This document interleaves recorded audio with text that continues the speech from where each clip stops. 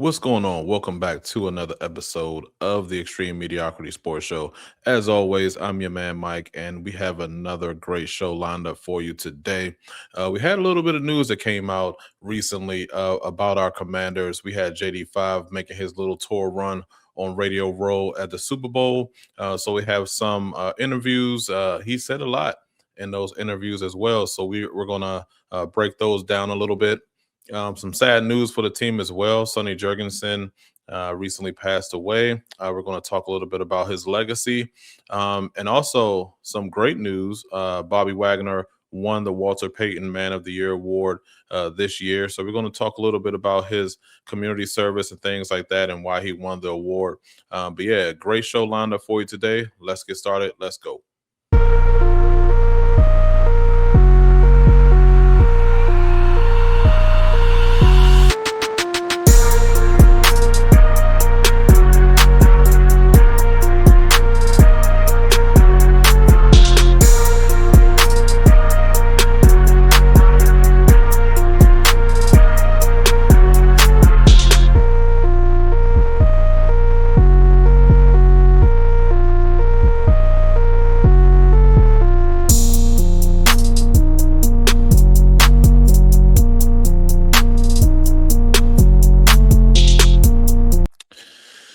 All right. As we stated, just some sad news for our franchise. Sonny Jurgensen passed away this week on February the 6th. Just a great uh, career that Sonny had, not only on the field, but also in the radio booth as well. Called a lot of the games. Um, Early on, I know, I wasn't watching football when he was playing, but I know when I was watching football, I just remember him in the booth calling the games. You always heard his voice. It was just a familiar voice that you always look forward to when you was listening to the games. So just some sad news for our franchise recently, and the family did release a statement, and the statement reads: "It is with profound sadness that we share the passing of our husband, father, and grandfather, Sonny Jurgensen. We are enormously proud of his amazing life and accomplishments on the field, marked not only by a golden arm, but also a fearless spirit and intellect that earned him a place among the legends in Canton. But to those of us who knew him beyond the stadium lights, he has the steady, humorous, and deeply loving heart of our family. He lived with deep appreciation for the teammates, colleagues, and friends he met along the way. While he has taken his final snap, his legacy will remain an indelible part of the city he loved and the family he built. We are comforted by the knowledge that he brought joy to so many. This weekend, as we enjoy the game that he loved so much, join us and raise a glass, share a story and a smile as we celebrate the extraordinary life of a man who was to us the greatest of all time." Number 9. So just a beautiful statement that was put out by his family, and such an amazing career that he had.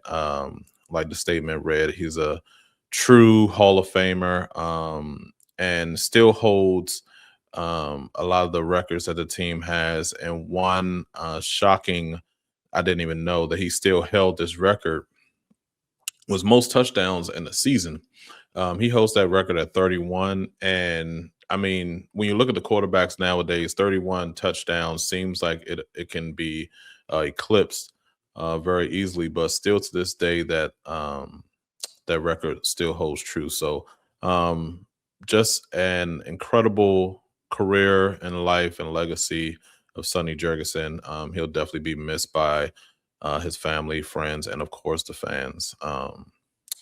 Just sad news that came out this week. But on to um, some brighter news. We did have our quarterback JD5 at the Super Bowl radio role, where they have all the different interviewees and different almost every media personality that you can think of is all in one place, just grabbing different people they see and asking them to, stop by for a few minutes and answer some questions. And JD5, I did see him on a few of those different stops, answering a few questions, but one in particular, he really shared a lot of information how he felt, not only about last season and how that played out, but moving forward with David Blau as well. So I just have a little key points that I wanted to mention, and my thoughts on that, and what I kind of took away from a lot of those questions and answers that he gave. So first, he talked about the adversity that he kind of went through last year, and he definitely went through a lot of adversity, and that could be tough for a young player like that. I know JD had the great year in year one, and we kind of was thinking of him as uh, just this great all-time great quarterback, but again, that was his rookie year, and he did face a lot of adversity into his second year.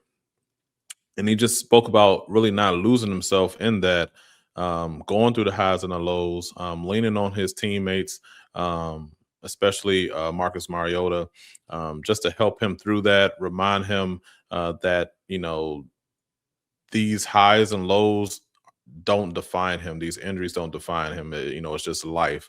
And sometimes you have to go through things in life. So he just spoke on that, how he was able to keep his head leveled and strong as he went through that adversity and working himself through that. So I think that was really important because you have to try to figure out how to get out of the funk. You don't want to stay in it. And for a young player, that could be difficult, especially if you don't have the right team and teammates and people around you to kind of help you navigate that. So that was really, really nice to hear that he was able to work himself through those challenging times, going through those injuries. Because of course it could be frustrating. Um, a young player going into your second year, you still want to prove a lot, and it seems like one injury after another, you can't be there for your teammates. You can really get down on yourself. So it's good to see that he was able to get out of that. And also watching the game from a different um, point of view. He said that he was able to watch the game from a different point of view, and was able to capitalize on. I know we don't like the term, you know, learning on the sideline. We always think that the players can only learn when they're in the game or when they're getting that experience in the game.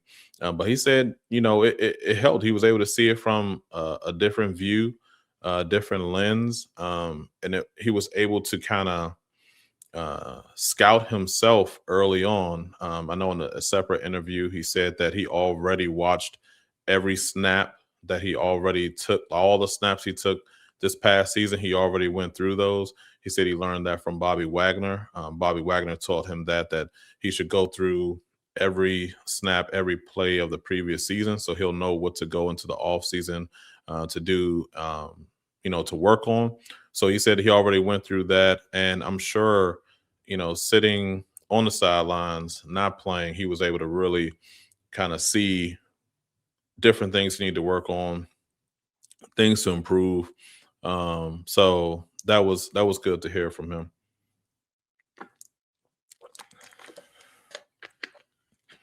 Next, he also talked about Cliff a little bit, and this really, you can say a lot without saying a lot. And he was asked about how he felt when Cliff Kingsbury was let go, and he didn't even, to me, he didn't even give a response to that.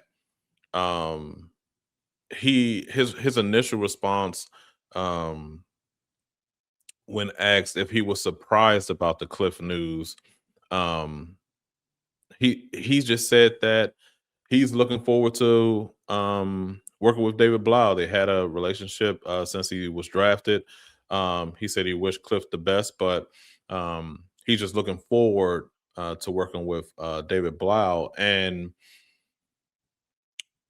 for him not to really go into detail about him being surprised, just kind of let me know that he was on board with that decision.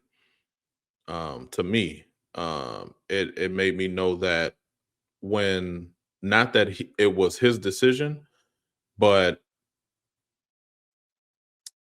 I can guarantee you if Jayden was really, really, really, really dead set on Cliff being there, him being a vital part of his growth, and um, really felt like he would benefit greatly from Cliff still being there. I think they probably would have tried to make that happen a little bit more, but it let me know that he was on board, not on board, but he was aware of the plan to get Cliff, to get Cliff out and David Blau in, and he he didn't really lose any sleep about it. He just, and he then went into saying that he's already spoken to David Blau about the system that he wants to run, and he said that he feels like David Blau's system is going to be a little bit of everything, a little bit from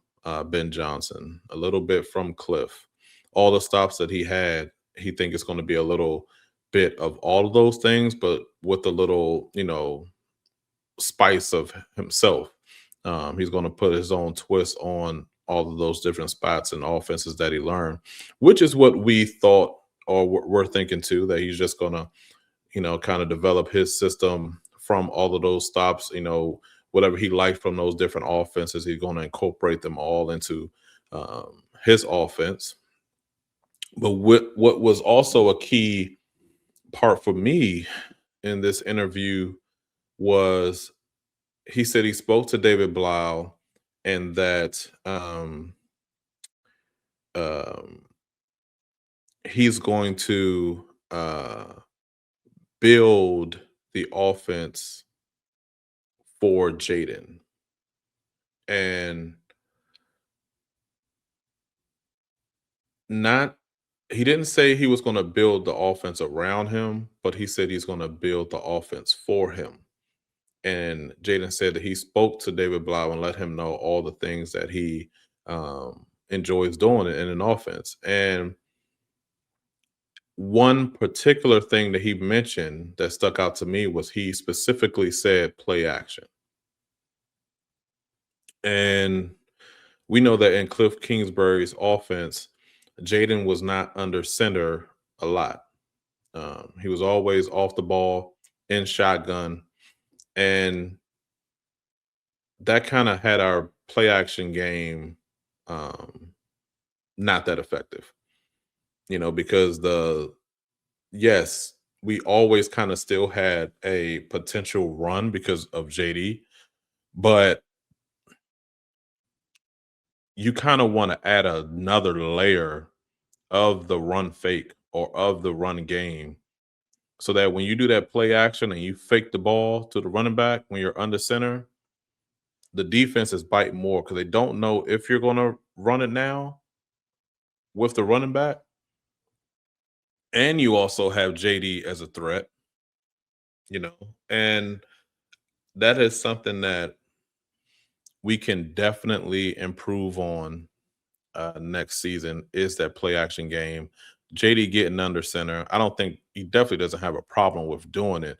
It's just that in Cliff Kingsbury's offense, that's just not what he wanted to do. So, which is probably a big reason why he's not here anymore is because of that. He definitely has some different things within his offense that just was not conducive and not good for a young quarterback, but especially a mobile quarterback, where that play action game, that under center play action game, can protect your quarterback as well.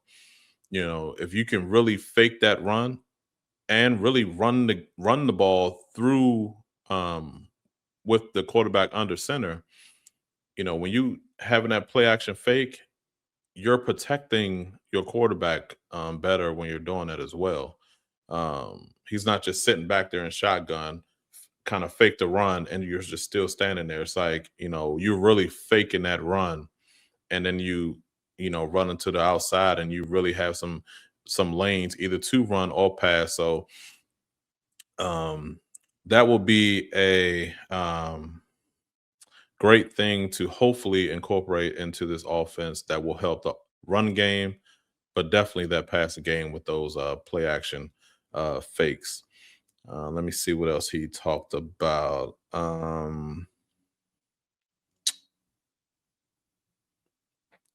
Yes. So he also said that going into this off season, the biggest thing that he wants to work on, which I love to hear, is third downs. Making sure that third downs, you're taking the right play at the right time. You're not forcing it. You're taking those check downs. He specifically said that he wants to get better at, taking what's there. If it's a 1st and 10, dump it off, make the play 2nd and 4, a 3rd and 2. You don't have to go for the big plays, and especially on third downs. And I think that has a little bit to do with injury, of course, but also the players that he's throwing it to. If it's third down, you don't have Terry out there. You might have had Debo, but then you have some players that you don't trust. You're more likely to try to go for that first down play than check it down to a player that you don't have trust in. So I think that if he works on that, um, but the team actually giving him better players to throw to and to give the ball to, then we can see that get better as well. Because in his rookie year, he was great at that on third downs and making those great plays um, late into drives. But we saw a step back in year two. So yeah, hopefully with better players and better play from him, that would get better. But yeah, he definitely did. He said a lot within that 10-minute interview that he came out with. So we're probably not going to hear from him a lot this offseason. Typically goes off the grid for a while. A lot of the players do. So it was good to hear from him the little bit that we did this weekend. Um,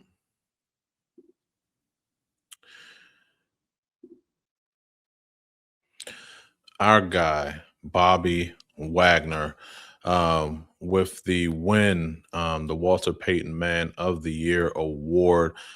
Just a great honor that is given out each year. It shows and it highlights players who are huge in the community. And Bobby Wagner exemplifies, a player that is always in the community, always helping out others, helping out his teammates. Um, he's always in the communities at shelters, giving back and things like that. He had his own community company called Fast 54, stroke awareness program that where kind of you want to prevent and detect strokes early on, and that's what his foundation is all about. So just a great honor for him, well deserving. Bobby Wagner winning the Walter Payton Man of the Year award. Um, just a great honor for him and his family, and also a great speech that he gave as well. He definitely dedicated this award to his mom. He started off speaking about his dad, and how he wanted to make sure that his dad was um, spoke about, but he really, really, really let everyone know that this award, his accomplishments, where he is today as a man, and even the company that the foundation that he started, was all because of his mom. So definitely just a well-deserved award for Bobby Wagner. I know all the Commanders fans are proud of this one. Um, you know, this one isn't about if he's going to be on the team next year, and things like that. We're gonna leave that one for another episode, but definitely a great award for him and his family. And that is going to do it for another episode of the Extreme Mediocrity Sports Show. Thank you for joining me and pulling up to this episode. Give us a subscribe. We're almost at our goal of 200 subscribers. Tell a friend to tell a friend. Hit that notification bell so you know the next time we go live or we drop another episode. Leave us a comment below. What do you think about David Blau's offense? Do you think it's going to help or hurt Jayden Daniels and the Commanders? Do you think he needs a little bit more season? He's not used to calling plays. Let us know what you think in the comment section. We'll pull up your comments and talk about them during our next and upcoming videos. Getting ready for the Super Bowl, man. Let me know in the comment section who your Super Bowl picks are as well. Definitely going to drop another video before that game. Should be a big one. And as always, peace.